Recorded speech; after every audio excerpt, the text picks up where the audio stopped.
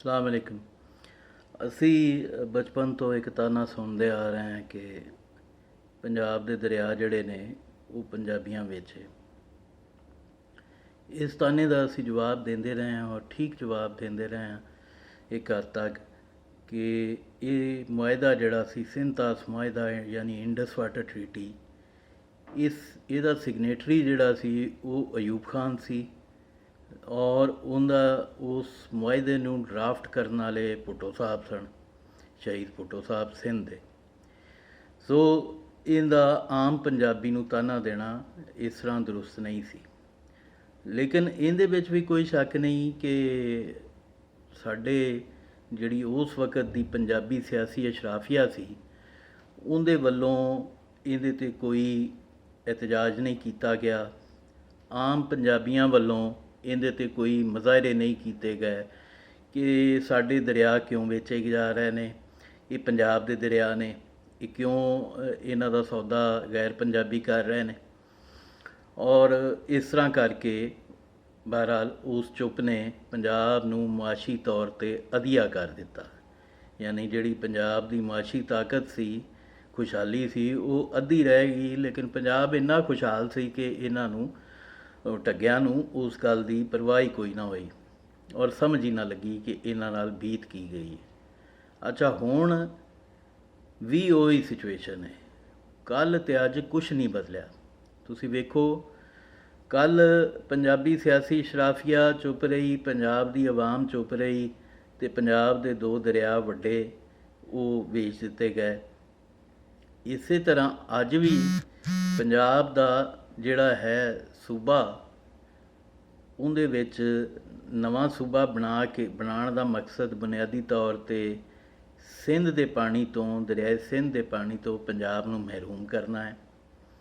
ਉਹਦਾ ਮਕਸਦ ਬੁਨਿਆਦੀ ਤੌਰ 'ਤੇ ਇਹ ਵੇ ਕਿ ਦਰਿਆਏ ਸਿੰਧ ਜਿਹੜਾ ਹੈ ਇਹ ਪੂਰੇ ਦਾ ਪੂਰਾ ਪੰਜਾਬ ਦੇ ਵਿੱਚੋਂ ਨਿਕਲ ਜਾਏ, ਯਾਨੀ ਜਦੋਂ ਨਵਾਂ ਸੂਬਾ ਬਣ ਜਾਏਗਾ ਇੱਥੇ ਅਤੇ ਉਹਦੇ 'ਤੇ ਪੰਜਾਬ ਦਾ ਕੋਈ ਹੱਕ ਨਹੀਂ ਰਹੇਗਾ ਅਤੇ ਉਹਨੂੰ ਬਾਹਰ ਕੱਢ ਦਿੱਤਾ ਜਾਏਗਾ। ਔਰ ਉਹ ਅਖੀਰ ਜਿਹੜਾ ਜਨੂਬੀ ਪੰਜਾਬ ਦੇ ਨਾਂ 'ਤੇ ਸੂਬਾ ਬਣਾਇਆ ਜਾ ਰਿਹਾ ਹੈ ਉਹਨੂੰ ਸਰਾਇਕੀ ਸੂਬਾ ਡਿਕਲੇਅਰ ਕਰਕੇ ਇਹ ਸਿੰਧ ਨਾਲ ਰਲਾ ਦੇਣਗੇ। ਲੇਕਿਨ ਅਫਸੋਸ ਦੀ ਗੱਲ ਇਹ ਵੇ ਕਿ ਅੱਜ ਵੀ ਪੰਜਾਬ ਦੀ ਜਿਹੜੀ ਸਿਆਸੀ ਅਸ਼ਰਾਫੀਆ ਹੈ, ਯਾਨੀ ਜਿਹੜੀ ਜਮਾਤ ਹੈ ਪੰਜਾਬ ਦੀ ਨੂਨ ਲੀਗ, ਉਹ ਇਹਦੇ 'ਤੇ ਨਾ ਸਿਰਫ ਚੁੱਪ ਹੋਣਾ ਤਾਂ ਦੂਰ ਦੀ ਗੱਲ ਹੈ, ਉਹ ਇਹਦੇ ਵਿੱਚ ਹਾਂ 'ਚ ਹਾਂ ਮਿਲਾਈ ਹੀ ਉਹਨਾਂ। ਮਤਲਬ ਉਹ ਵੀ ਰਾਜ਼ੀ ਨੇ ਕਿ ਪੰਜਾਬ ਦੇ ਇੱਕ ਨਹੀਂ ਦੋ ਟੋਟੇ ਕਰ ਦਿਓ ਔਰ ਇੰਜ ਕਰਕੇ ਪੰਜਾਬ ਨੂੰ ਬਿਲਕੁਲ ਹੀ ਖ਼ਤਮ ਕਰ ਦਿਓ। ਪਹਿਲੇ ਅਧੀਆ ਰਹਿ ਗਿਆ ਇੰਡਸ ਵਾਟਰ ਟਰੀਟੀ ਦੇ ਬਾਅਦ, ਹੁਣ ਇਹਨੂੰ ਬਿਲਕੁਲ ਹੀ ਖ਼ਤਮ ਕਰ ਦਿਓ। ਉਹ ਜਿਹੜਾ ਇੰਡਸ ਵਾਟਰ ਟਰੀਟੀ ਦੇ ਤਹਿਤ ਇਹਨਾਂ ਮੁਆਹਿਦਾ ਕੀਤਾ ਸੀ, ਉਹਦੇ ਬਾਅਦ ਸਾਡੇ ਕੋਲ ਦੋ ਦਰਿਆ ਬਚੇ ਸਨ, ਜੇਹਲਮ ਅਤੇ ਚਨਾਬ। ਉਸ ਸਿੰਤਾਸ ਮੁਆਹਿਦੇ ਦਾ ਨਤੀਜਾ ਇਹ ਨਿਕਲਿਆ ਕਿ ਇੱਕ ਤਾਂ ਬਗਲਿਹਾਰ ਡੈਮ ਬਣ ਗਿਆ ਅਤੇ ਇੱਕ ਤਾਂ ਕਿਸ਼ਨ ਗੰਗਾ ਬਣਾ ਲਿਆ ਇੰਡੀਆ ਨੇ। ਅਤੇ ਉਹ ਜਿਹੜਾ ਪਾਣੀ ਸੀ ਸਾਨੂੰ, ਉਹ ਵੀ ਜੇਹਲਮ ਅਤੇ ਚਨਾਬ ਦਾ ਪੂਰਾ ਪਾਣੀ ਪੰਜਾਬ ਨੂੰ ਨਹੀਂ ਮਿਲ ਰਿਹਾ। ਉਹ ਵੀ ਤਕਰੀਬਨ ਤੁਸੀਂ ਆਮ ਵੇਖਦੇ ਹੋ ਅਤੇ ਉਹ ਸੁੱਕੇ ਹੀ ਪਏ ਹੁੰਦੇ ਨੇ। 2-3 ਮਹੀਨੇ ਮੁਸ਼ਕਿਲ ਨਾਲ ਥੋੜ੍ਹਾ ਜਿਹਾ ਪਾਣੀ ਆਉਂਦਾ ਉਹਨਾਂ ਦੇ। ਕਦੀ ਪੂਰੇ ਅਸੀਂ ਸਵਾਏ ਉਹ ਜਿਹੜਾ 2010 'ਚ ਸੈਲਾਬ ਆਇਆ ਸੀ ਉਸ ਤੋਂ ਸਿਵਾ ਅਸੀਂ ਉਹਨਾਂ ਨੂੰ ਕਦੀ ਉਹਨਾਂ 'ਚ ਪਾਣੀ ਨਹੀਂ ਵੇਖਿਆ।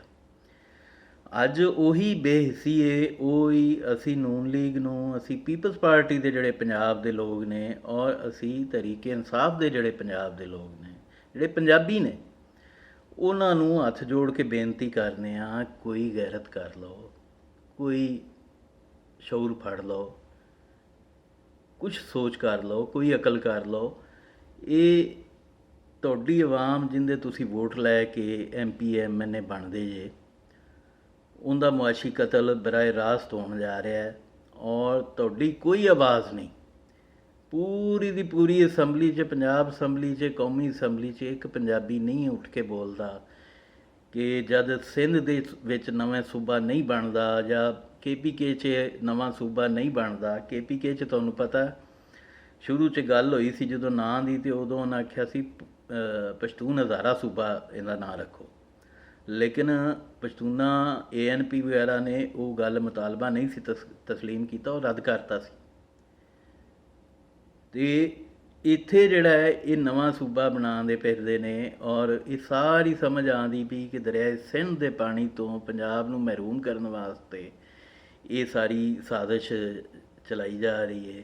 ਔਰ ਸਾਡੇ ਜਿਹੜੇ ਮੁੰਤਖਬ ਨੁਮਾਇੰਦੇ ਨੇ ਉਹ ਉਹੀ ਸ਼ਾਖ ਵੱਢ ਰਹੇ ਨੇ ਜਿਹਦੇ 'ਤੇ ਉਹ ਬੈਠੇ ਨੇ, ਅਤੇ ਇਹ ਜਿਹੜਾ ਇਹਨੂੰ ਰੋਕ ਸਕਦੀ ਹੈ ਅਗਰ, ਤਾਂ ਆਮ ਪੰਜਾਬੀ ਜਨਤਾ, ਆਮ ਪੰਜਾਬੀ ਆਵਾਮ ਰੋਕ ਸਕਦੀ ਹੈ। ਅਸੀਂ ਤਾਰੀਖ 'ਚ ਮੂੰਹ ਕਾਲੇ ਨਾਲ ਨਹੀਂ ਜਾਣਾ, ਅਸੀਂ ਇਹਦੇ 'ਤੇ ਇਤਜਾਜ ਕਰਦੇ ਰਹਿਣਾ ਹੈ। ਇਹਨਾਂ ਆਰੇ ਲਾਇਆ ਹੈ ਕੁਛ ਪੰਜਾਬੀ ਤਨਜ਼ੀਮਾਂ ਨੂੰ ਵੀ ਨਿਰੀ ਜ਼ਬਾਨ ਦੇ ਮੁੱਦੇ ਦੇ ਉੱਤੇ, ਔਰ ਇਹ ਮੁੱਦਾ ਜਿਹੜਾ ਹੈ ਉਹ ਪਿੱਛੇ ਚਲਾ ਗਿਆ ਹੈ। ਅਸਲ ਜਿਹੜਾ ਮੁੱਦਾ ਕਿ ਪੰਜਾਬ ਦੀ ਵੰਡ ਨਹੀਂ ਹੋਣੀ ਚਾਹੀਦੀ ਹੈ ਪਿੱਛੇ ਚਲਾ ਗਿਆ ਹੈ। ਔਰ ਮੁਜ਼ਾਹਰੇ ਵੀ ਤੁਹਾਨੂੰ ਪਤਾ ਹੈ ਜਿੰਨੇ ਵੀ ਅੱਜ ਤੱਕ ਹੋਏ ਨੇ ਉਹ ਜ਼ਬਾਨ ਦੇ ਮੁੱਦੇ 'ਤੇ ਹੋਏ ਨੇ, ਔਰ ਜ਼ਬਾਨ ਦੇ ਮੁੱਦੇ ਉੱਤੇ ਵੀ ਵਿੱਚੋਂ ਅਕਸਰੀਅਤ ਜਿਹੜੀ ਹੈ ਉਹ ਸਿਰਫ ਕਾਇਦੇ 'ਤੇ ਰਾਜ਼ੀ ਹੋਈ ਬੈਠੀ ਹੈ, ਔਰ ਉਹਦੇ 'ਤੇ ਲਾਰੇ ਲਾ ਕੇ, ਆਰੇ ਲਾ ਕੇ ਇਹ ਸਾਰਾ ਮੁੱਦਾ ਜਿਹੜਾ ਹੈ ਉਹ ਗੋਲ ਕੀਤਾ ਜਾ ਰਿਹਾ ਹੈ। ਵੰਡ ਵਾਲਾ ਸੈਕਟਰੀਏਟ ਬਣ ਗਿਆ, ਹੁਣ ਇਸ ਤੋਂ ਅੱਗੇ ਇੱਕ ਬਕਾਇਦਾ ਐਲਾਨ ਹੀ ਰਹਿ ਗਿਆ, ਅਤੇ ਜੇ ਪੰਜਾਬ ਦੀ ਆਵਾਮ ਨਾ ਨਿਕਲੀ ਅਤੇ ਸਮਝ ਲਓ ਵੀ ਤੁਹਾਡੇ ਬੱਚਿਆਂ ਦਾ ਮੁਸਤਕਬਲ ਔਰ ਉਹਨਾਂ ਦੀਆਂ ਆਉਣ ਵਾਲੀਆਂ ਨਸਲਾਂ ਦਾ ਮੁਸਤਕਬਲ ਬਿਲਕੁਲ ਹਨੇਰਾ ਹੈ ਅਤੇ ਕੋਪੀ ਹਨੇਰਾ ਹੈ। ਫਿਰ ਤੁਸੀਂ ਸਾਰੇ ਦੇ ਸਾਰੇ ਹੀ ਬਾਹਰ ਚਲੇ ਜਾਇਆ ਜੇ, ਇੱਥੇ ਤੁਹਾਡੇ ਲਈ ਥਾਂ ਕੋਈ ਨਹੀਂ ਬਚਣੀ। ਲਿਹਾਜ਼ਾ ਅਸੀਂ ਇਹ ਫੈਸਲਾ ਕੀਤਾ ਹੈ, ਅਸੀਂ ਇਨਸ਼ਾਅੱਲਾ ਇਹਦੇ 'ਤੇ ਇਤਜਾਜੀ ਮੁਜ਼ਾਹਰਾ ਕਰਾਂਗੇ। ਅਸੀਂ 1967 'ਚ ਤਾਂ ਨਹੀਂ ਸੀਗੇ, 63 'ਚ ਜਦੋਂ ਸਿੰਤਾਸ ਮੁਆਹਿਦਾ ਸਾਈਨ ਹੋਇਆ, ਲੇਕਿਨ ਹੁਣ ਅਸੀਂ ਹੈ ਵਾਂ, ਸਾਨੂੰ ਸ਼ਊਰ ਹੈ। ਅਸੀਂ ਇਹਦੇ 'ਤੇ ਪੰਜਾਬ ਦੀ ਵੰਡ ਦੇ ਉੱਤੇ ਬਕਾਇਦਾ ਸਿਰਫ ਪੰਜਾਬ ਦੀ ਵੰਡ ਦੇ ਉੱਤੇ ਮੁਜ਼ਾਹਰਾ ਕਰਾਂਗੇ ਨਵੰਬਰ ਵਿੱਚ। ਮੈਂ ਆਪਣੇ ਵੀਰਾਂ ਨਾਲ ਸਲਾਹ ਮਸ਼ਵਰਾ ਕਰਕੇ ਤਰੀਖ ਫਾਈਨਲ ਕਰਾਂਗਾ ਅਤੇ ਤੁਹਾਨੂੰ ਵੀ ਸਾਰਿਆਂ ਨੂੰ ਦੱਸਾਂਗਾ। ਅਤੇ ਜਿਹੜਾ ਪੰਜਾਬੀ ਸਮਝਦਾ ਹੈ ਕਿ ਪੰਜਾਬ ਨੂੰ ਇਕਮੁੱਠ ਰਹਿਣਾ ਚਾਹੀਦਾ ਹੈ, ਪੰਜਾਬ ਤਕਸੀਮ ਨਹੀਂ ਹੋਣਾ ਚਾਹੀਦਾ, ਵੰਡਿਆ ਨਹੀਂ ਜਾਣਾ ਚਾਹੀਦਾ, ਔਰ ਜ਼ਿੰਦਾ ਜ਼ਮੀਰ ਪੰਜਾਬੀ ਜਿੰਨੇ ਵੀ ਨੇ ਉਹ ਮੈਨੂੰ ਪੂਰੀ ਉਮੀਦ ਹੈ ਕਿ ਸਾਡਾ ਸਾਥ ਦੇਣਗੇ, ਔਰ ਅਸੀਂ ਇਹ ਲਾਹੌਰ ਵਿੱਚ ਇੱਕ ਤਾਰੀਖੀ ਮੁਜ਼ਾਹਰਾ ਕਰਾਂਗੇ, ਔਰ ਦੁਨੀਆ ਯਾਦ ਰੱਖੇਗੀ ਕਿ ਪੰਜਾਬੀ ਖੜ੍ਹੇ ਹੋਏ ਨੇ। ਰੱਬ ਰਾਖਾ।